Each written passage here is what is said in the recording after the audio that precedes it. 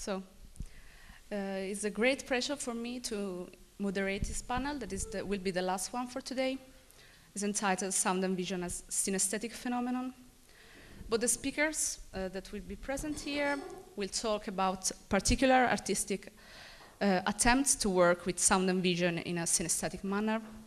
So creating a direct link and eventually confusion between hearing and seeing.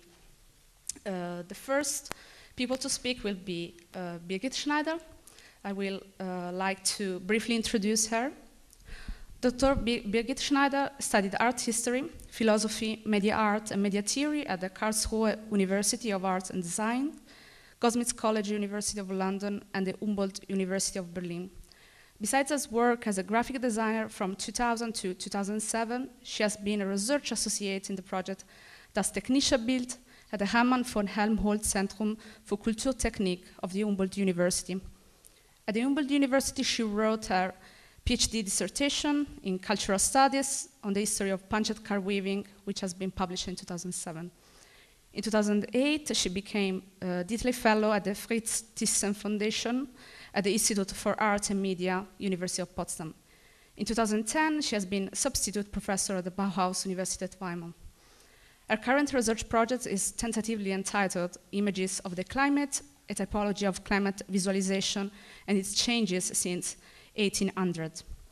In addition to her academic work, Birgit is involved since 2002 in artistic performances in the area of interference, sound and vision, as well as technical synesthesia as part of the artistic duo Miko Mikona. Today, Birgit will present a paper on hearing eyes and seeing ears, Berlin Optophonia in the 1920s. So, welcome to Birgit Schneider.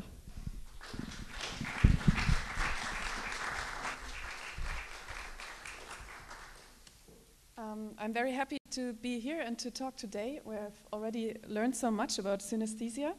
And I would like to know how much time is now planned for the two of us, so we can divide it fairly. And because we started very.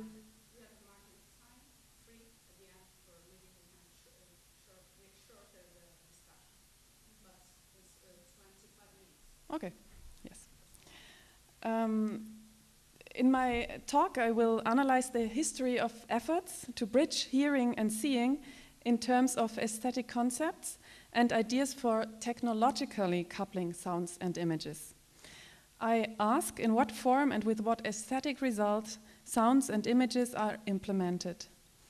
I will focus less on a general history of color light, music, which is only loosely or metaphorically bound, than on the various technical apparatuses used to produce a correlation of colors, forms, and sounds by technical automatic translation.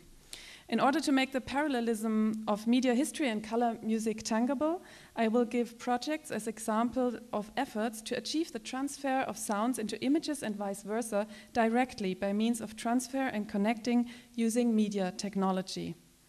The role of media technology is explored as an interface between genres in terms of its tendency to create an aesthetic of technology. And I brought only one images of a performance, which was already mentioned. I'm doing under the label of Miko Mikona, and I just want to tell that many people in this context here, I think, do both like artistic research and other forms of research. And actually, for me, the whole research on this topic started with a performance where, together with a colleague, we transformed overhead projectors into sound instruments. I won't go into this now. We can talk later maybe about it. And not digital, it's all analog. This is very important to the project. The efforts of artists to relate hearing and seeing to each other form part of a long history of fascination. The focus was always on the desire and promise to produce a close connection as possible between sound and image, music and colors, or even to make them coincide. The early experiments with color music or optophony in the 19th and early 20th centuries in particular were attended by the idea of a universal correspondence between hearing and seeing. We've already heard about this. Artists were guided by the ideal that the dominant distinction between optical and acoustic perception in art could be fundamentally overcome.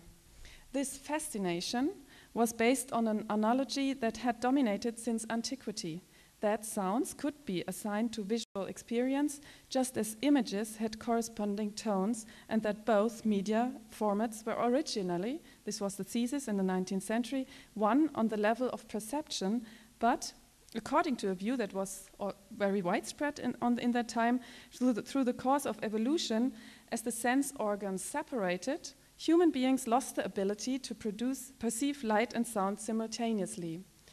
So I'm using the word synesthesia, but I'm not talking about the psychological perceptual phenomenon of synesthets. This is very important now. Physiological research into synesthesia seemed to confirm this view, that sound and images are connected in the senses. And since the last third of the 19th century, the term synesthet had been used to describe people for whom a single stimulus uncontrollably produces simultaneous perception by two different senses. Research into this phenomenon showed that for people with synesthesia, sensations are not simply inner ideas, but are felt to be just as real as actual perceptions. And I only give you some examples to again show the context of what I'm going to present now. I show here 4 images from the around 1900. On the very left, we see a visual, a painting of a synesthet from a book of Georg Anschütz, who did a fundamental study in 1927. In the middle, we see some studies the music teacher Oskar Reiner gave to some of his students. He asked them to draw Wagner, of course, in 1925. This is a series of Walkürenjauchzer. And then above is the color organ of Alexander Laszlo, and below we see a disc of the color organ of Baranov-Rossinet, all around the same time. So this is the broad field which was at the same time very active. When artists sought to create a synthesis of the art, they also aimed to introduce a fundamental expansion of the senses by means of new forms of art. One peculiarity of artistic proclamations regarding the possibility of such bridging of the senses was that the perceptual abilities of human sense organs and the production of sensory effects by media, two processes that should be systematically distinguished, were used synonymously.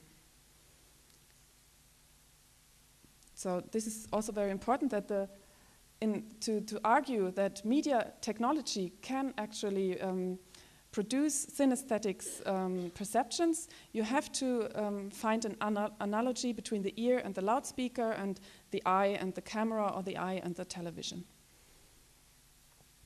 The postulate of an art form that links seeing and hearing holds a fascination that is undiminished today. Whereas around the year 1900, currents and electrical waves were considered the universal currency of hearing and seeing, in the 1990s this function was taken over by the digital code, which seems to fuse genres in the universal machine of the computer. Because the computer processes texts, images and sounds by means of the uniform code of zeros and ones, it seamlessly takes its place in a long history of fascination with the unity of the arts.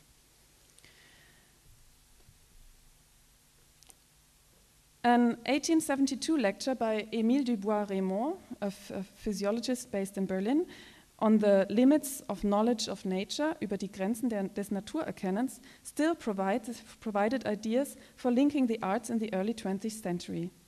In his lecture, Dubois-Reymond proposed a physiological thought experiment by asking what would happen if the separated modes of sensory perception could be exchanged, fiber by fiber, without disturbing the brain.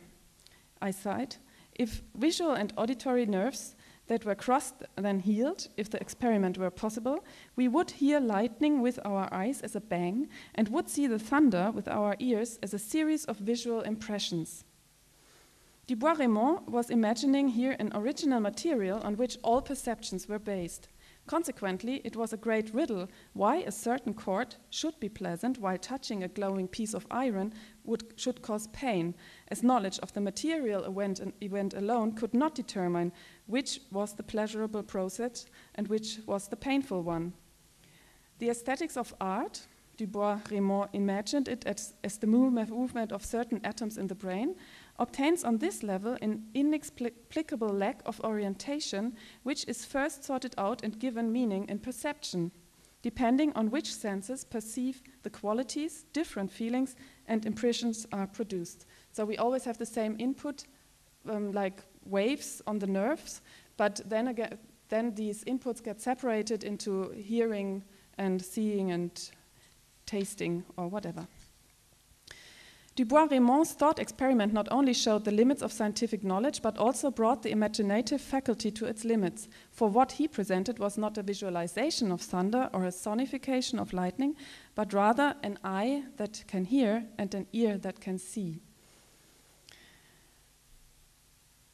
In my talk now, I will examine attempts to achieve a synthesis of the arts whereby media technologies take the place of the perceiving sense organs.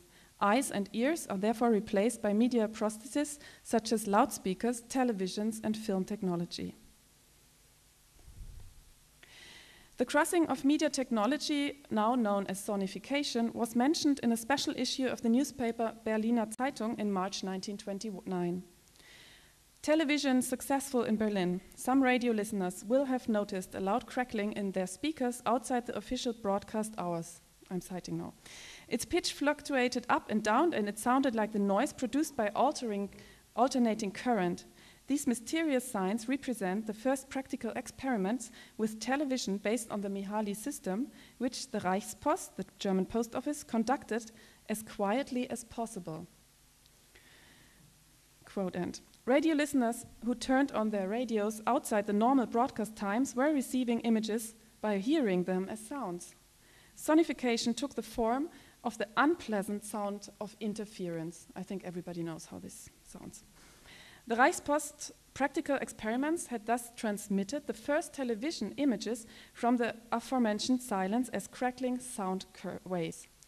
And I here show the technology where it was based on and the images which actually were the first test images for testing, which maybe these people heard.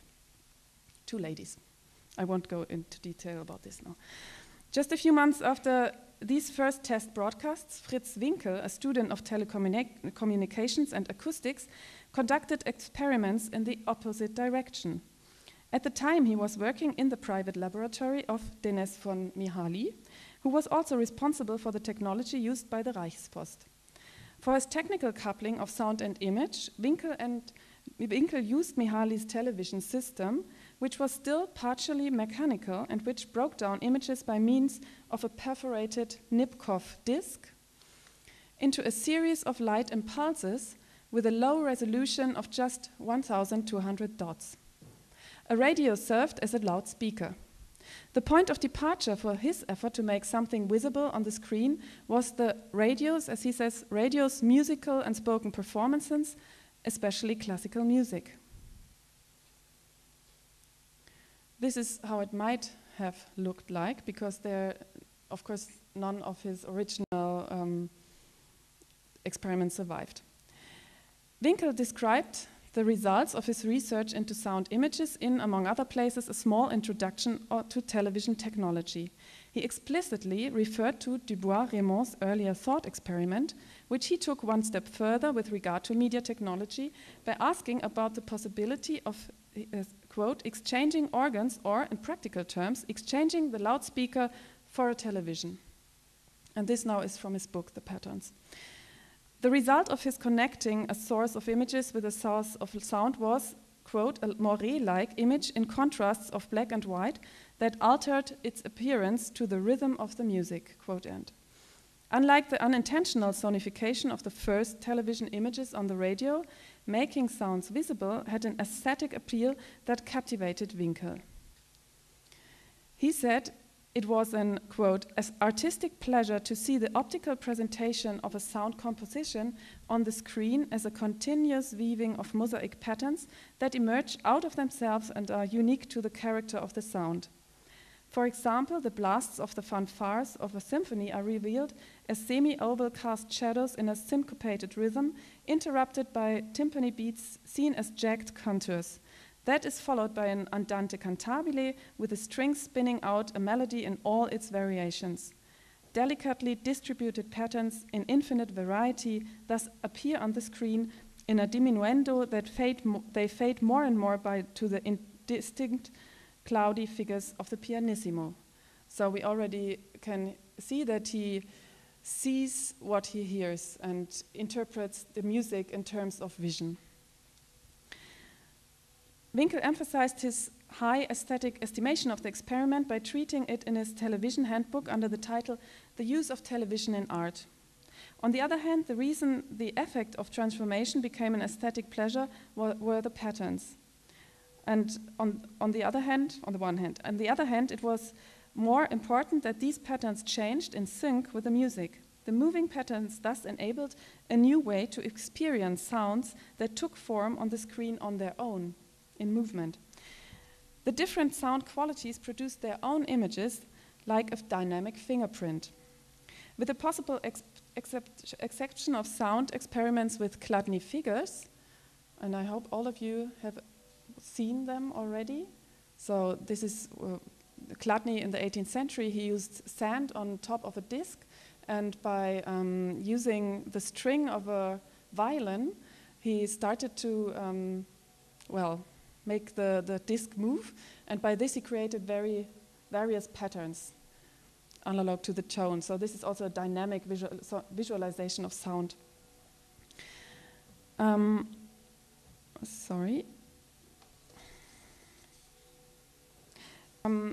Like the Chladni figures, such experiences of images were previously unknown. Winkel probably created the first synthetic images as part of his sound image research. By contrast, Winkel was less enthusiastic about the aesthetic effect of the reverse transformation of television images into sound. In his view, the sound of an image could only reveal whether it is a photograph, a black and white drawing, a manuscript, or a fingerprint. It is possible to exchange television and loudspeaker and thus make the audible visible because the frequency range of these two technologies is similar. This circumstance inspired Winkel to an, how he says, entirely new definition of the term art. Every form of representation, whether music or painting, can be interpreted in its urform as a series of waves that are of the same physical character after their transformation. So it's again about electrical waves.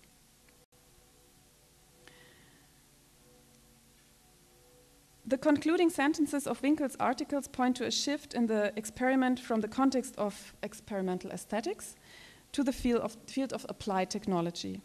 He writes, "The synthesis of art and on the path of electricity also leads us to an analysis, to the unambiguous objective assessment of a work of art as a supplement to and control on personal taste." For Winkel, the synthesis of the arts logically led to various procedures of sound analysis. So this is the patent he then was given in 1933, for which he would soon thereafter register with the German Patent Office. Still, sound image transformations always remained an important aspect of Winkel's later research. In addition to his numerous studies on voice and language research, room acoustics and musicology while serving as a professor for acoustics at the Technische Universität Berlin, his interest in experimental music led him to co-found the Arbeitskreis für elektronische Musik, Working Group for Electronic Music.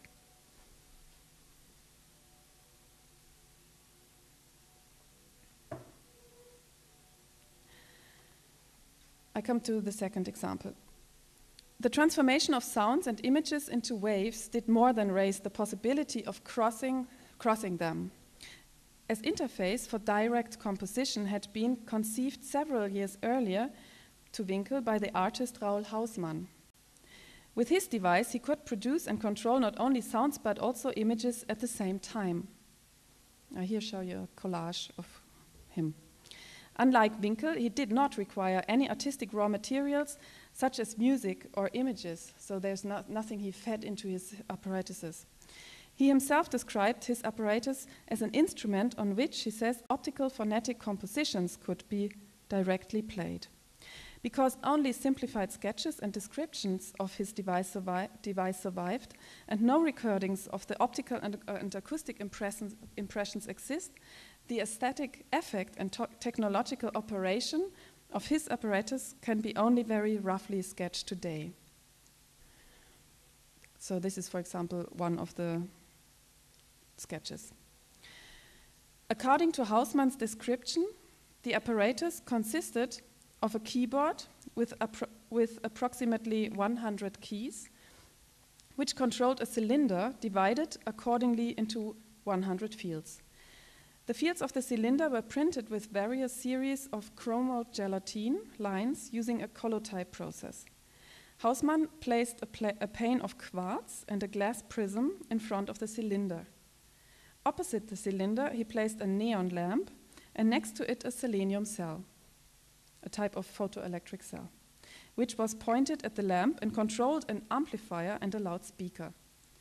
By striking the keys, a wide variety of groups of spectral colors and bands of lines, how he says, could be directed to the optical system, which then projected color form performances, while at the same time the photoelectric cell transformed the brightness and darkness values into electrical impulses and transmitted them to the loudspeaker, where they produced an acoustic effect. So this is really all we have about the aesthetic atmosphere this instrument created. He says it produced an acoustic effect.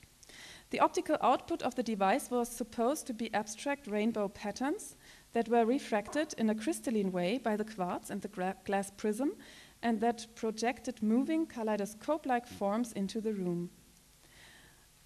And thanks to the artist Peter Keen, we have at least some idea how this might have looked like. And this is a picture I show you from an exhibition he gave at the ZKM, Zentrum für Medienkunst in Karlsruhe. Acoustically, the instrument may have crackled like the first television broadcast did on radios, but it would also have been possible to produce technical sounds of various pitches. Unlike Winkel's musical patterns on the matte disc of a television, and also unlike the optophones built from the 1910s onward as prostheses for the blind, Hausmann's apparatus did not transform sounds into images or images into sounds, but rather produced sounds and images simultaneously. Hausmann emphasized this unique feature by saying the following: what appears as an image at the receiving station is already a sound in the places in between. And this, of course, is new at that time. Playing the instrument challenges perception in a previously unknown way. Players would have had several paths available for artistic improvisation with the instrument, as they may concentrate on the visual level of the color form performances, on the acoustic effects, or on getting involved in both effects at the same time. Anyone who manages to achieve the latter would indeed be a color musician. Hausmann's optophone resists straightforward interpretation and contextualization. In his Dadaistic writings, typescripts, and letters, he understands and presents the color organ in terms of complex, often contradictory concepts from art, technology, and science that can only be hinted at here. For example, the optophone can be seen as a logical development of his sound poetry, which he had earlier presented under the name Optophonetic Poems. And this again brings us to the grapheme, I think, because he quite conventionally notated these poems, which you hardly can pronounce, with larger letters for loud speaking and smaller letters for not so loud speaking. And I brought an example with me, and I try to now. We see. Peri peri peri no moom bereti beri beri beri be oh no mom tom do but the pnomed compound pent no ah. I stop it here. So this is what he did first before creating the optophone. And he already called these poems optophones. And then we, of course, have his collages where he always combines the human body with technology. So here again, maybe we have a hint to this analogy of the mind and the perception to technology prosthesis. And what I also found very interesting is his photographs, which have the title Lichtumwandlung eines geflochtenen Papierkorbs, the light translation, light transformation of a pattern of a wastebasket. At the same time, Hausmann had grappled with the technical proposal for a synthesis of sound and images, such as the sound image processes of film and the color organs of his day. He knew theremin and everything. In the earliest text on optophonetics, he quoted a now forgotten text by the Prussian Captain Maximilian Plessner, who as early as 1892 had published a book outlining a hypothesis about the possibilities for optography titled The Future of Electric Television. He recognized in the selenium cell the potential for transforming sounds and images on the basis of waves, which could make it technically possible to realize Dubois-Reymond's thought experiment. So it's very interesting when you go through this material, you always, for 60 years, it's always Dubois-Reymond's experiment, which comes back and back again and is a big motor for artistic experiments. In addition to his interest in technology, Hausmann grappled with physiological research, for example, Ernst Mach's analysis of sensation. Mach stated that colors, sounds, temperatures, pressures, spaces, times, and so forth are connected with one another in manifold ways. Hausmann claimed that the optophone could connect eye and ear in just this way and thus have direct access to the human central nervous system. For him, it made no difference whether this occurred on the basis of a natural brain or one separated into mechanics. Sensory apparatuses and technical apparatuses of the sort that he depicted in his collages are seen here as interchangeable. The physical unity of light and sound was supposed to reinstate the atrophied organic unity of eye and ear. The electrical wave as a medium of these connections is omnipresent in Hausmann's works as well. Under the title Biodynamische Naturanschauung, Biodynamic Contemplation of Nature, he stated that there is only one dimension that is universal, and this is waves. The optophone, he claimed, was capable of showing the equivalent in sound of very optical phenomenon, or, to put it another way, it transforms the difference in the waves of light and sound, since light is an electrical wave and sound is also an electrical wave. In the article Die überzüchteten Künste, the overly refined arts of 1931, Hausmann derives the history of the optophone from a potpourri of ideas from biology, art history, and ethnology. He sees the evolution to his color organ as a consequence of the history of seeing, the limits of painting, and the regular rhythm of the sexual intercourse. And it goes on and on. You have very various examples why he thinks the optophone will really free the arts. Within the general context of Dadaism, Hausmann arrived at a radical technological realization of a utopia that is, in retrospect, astonishingly topical. It anticipates ideas from Max Benz's programmed aesthetics, as well as the aesthetic aspects of media art of Namjoon Paik and Steiner and Wodiwa-Sulka. The similarity lies not only in the Dadaist result as in the appropriation of media technology for artistic ends, by means of which, on the one hand, the media conditions are revealed, and, on the other hand, artistic creativity is replaced by media technology. For where the color light composers of his day still related the human performer to the world of sounds and world of light formations. And Hausmann eliminated emotion, artistic intuition, and human interpretation. Unlike his colleagues, Hausmann wanted to decouple the relationship of perception and articulation, as he had earlier attempted to do in the form of abstract sound poems. With his vision of the optophone, he found a way to generate art automatically, though it no longer resulted in the familiar perceptual structures of visual and acoustic sense, but rather in nonsense and noise. And I will, for time reasons, now end with a quote I have to translate here from the screen. Dear sirs musicians, dear sirs painters, you will see through the ears and hear with the eyes, and you will lose your minds.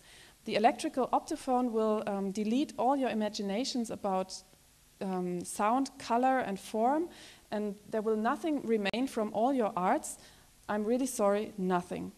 And later on, it's interesting to see that these people, artists, also tried to put down patents. So you find one patent in the, two patents actually he gave to the patent office. And this is a transformation of the optophone into a calculating machine. And but he never got a patent for his optophone, which he also tried, because the patent office said it's much too much nonsense and it's not pleasant for the ears. So I will end here, and thank you for your audience.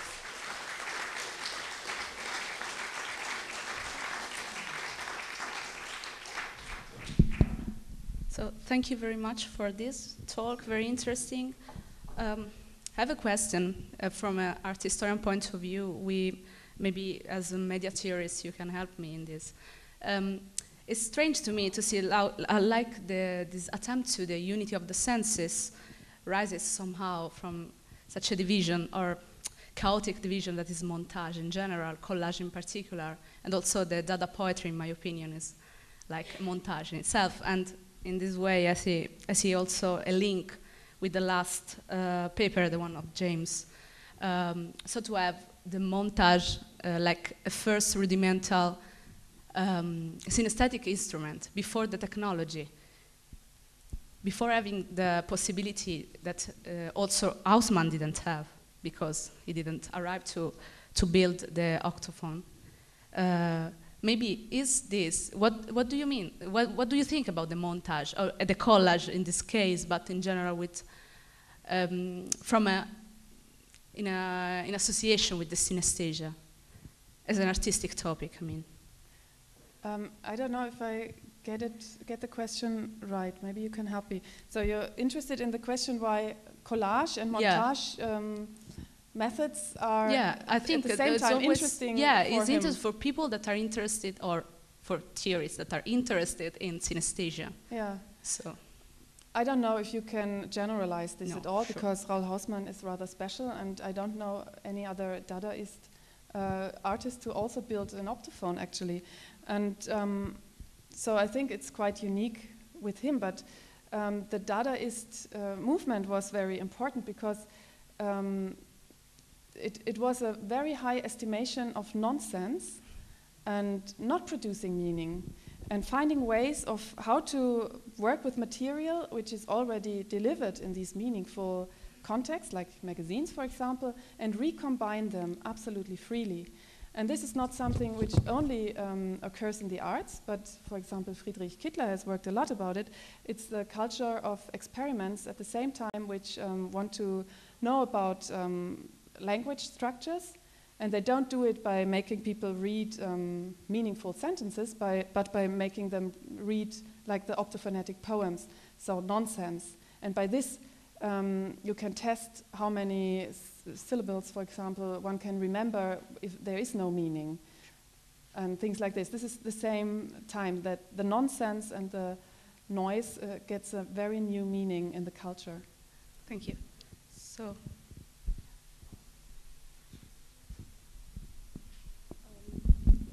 I think it's curious because basically at the same time of the Dadaists, you have this text of Walter Benjamin on the arts and the reproductibility of technical reproduction. I don't know. He just got so frustrated that he thought that art wouldn't live anymore because of all the possibilities to reproduce art and everything.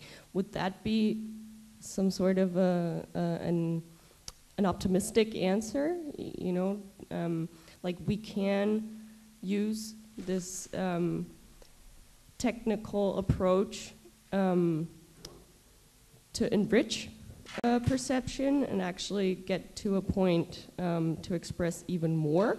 Mm-hmm. Is that maybe a big, it just occurred to me because it was at the same time, so.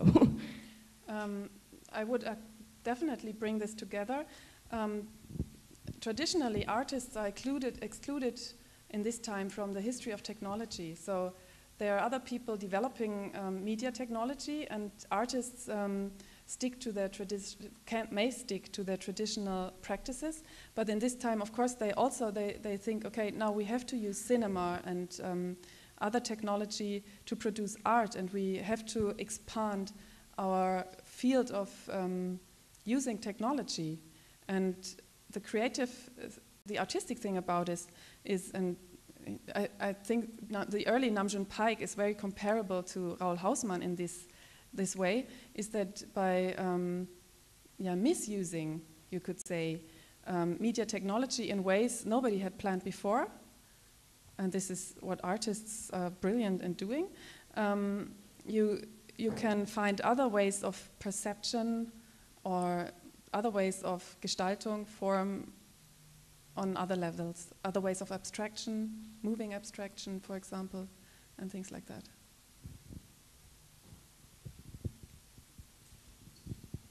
Just a couple of, very briefly, I believe another artist, or an artist, who was interested in this kind of abstract sound poetry. It was Kurt Schwitters, who you probably know about him. But when you say seeing, ears for seeing, eyes for hearing, and so on, did you know that, I mean, it's a recent report, that there is a man who sees through his tongue? His eyes don't work at all, and his hobby is climbing mountains. Of course, the tongue isn't quite like the retina. There's a gadget that's placed on the tongue, and this enables him to see, in a sense, anyway. And there are pictures of him climbing up mountains, which I could certainly not climb at all.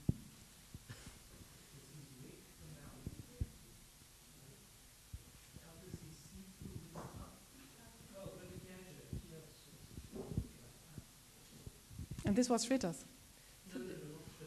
I don't. It was acoustical. Ah. This is a different. But this history of the prosthesis is very important to the whole field, because prosthesis for the blinds, they very much in this time were built with selenium cells, and sometimes produce the same effects. So it's absolutely coupled, yeah. Yeah. I just wanted to add to that as well. So I think, so this is an area of neuroscience again, so here I come. But yes, so there's a camera that is mounted on top of the person's head, which then is coded so that it transforms the visual information into taste, really. And then because you see with your mind and not with your eyes, as long as you can deliver that visual information into the brain knows how to deal with it, and then it just creates visual images. But I think it's not very accurate, the image. It's still quite blurry, but they're working on it. I'm sure they'll, yeah.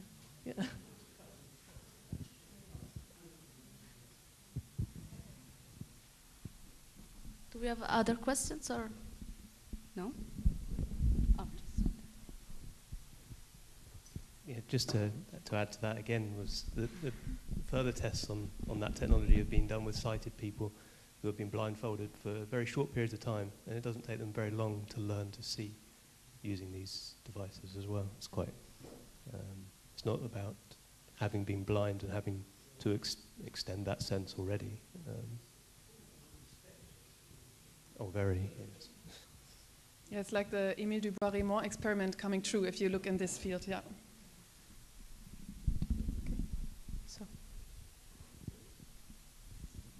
Yeah, thank you for your interesting talk, Birgit, and that also tickles a lot of the thoughts and aspects that we discussed earlier. And I would just wanted to question, when we discuss avant-garde, we very much discuss it within its own field. We talk about media purism, we talk about synesthetic development by overlapping, working interdisciplinary and coupling senses, but actually looking at the whole cultural history in general, and you touched that a little bit in your talk already. Do you think it would be very wrong to say that Roel Hausmann, in the context of Dadaism, would maybe also like to misuse the machines to go against the technological progress, and in a way not only misuse it in a sort of an anti-semantics, but actually producing a counter-development in the technological I didn't find any hints that he is critical about technological progress, actually. He's critical about the arts. He wants to renew the arts, and this is first. And then he's very affirmative concerning the latest theories about, like Ernst Bach is, okay, it's not the latest, but he's very good informed about all this, and he even runs this private patent office, or he runs an office where he wants to produce technical innovations. So I would have to go back into the material to find a clear answer to this, but I would say no, he's not critical about the technical progress. Okay, so we have other questions or no? So thank you very much, Birgit. Thank you.